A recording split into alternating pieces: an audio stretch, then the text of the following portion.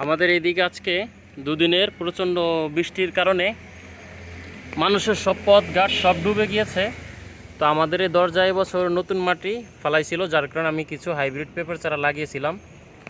এগুলোতে অনেকটিতে ফুল চলে আসছে যেহেতু হাইব্রিড গাছ, কিন্তু এখন যেভাবে বৃষ্টির পানি জমে আছে এগুলো নামার কোনো সম্ভাবনা নেই।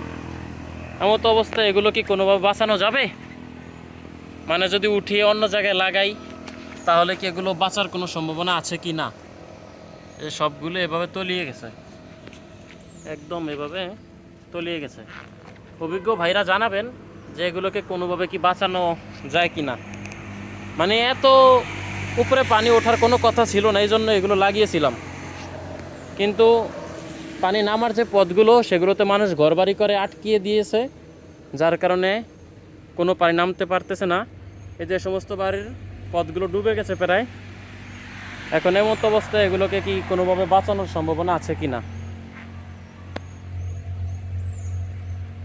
মানে আমি যদি এগুলোকে উঠিয়ে অন্য জায়গায় লাগাই তাহলে বর্ষায় কি বাঁচবে? কারণ এখানে তো রাখতে পারতেছি না, যেহেতু পানি নামার কোনো সম্ভাবনা নেই। অভিজ্ঞ ভাইরা জানাবেন যে এগুলো উঠিয়ে অন্য জায়গায় স্থানান্তর করলে কি এগুলো বাঁচবে কি না।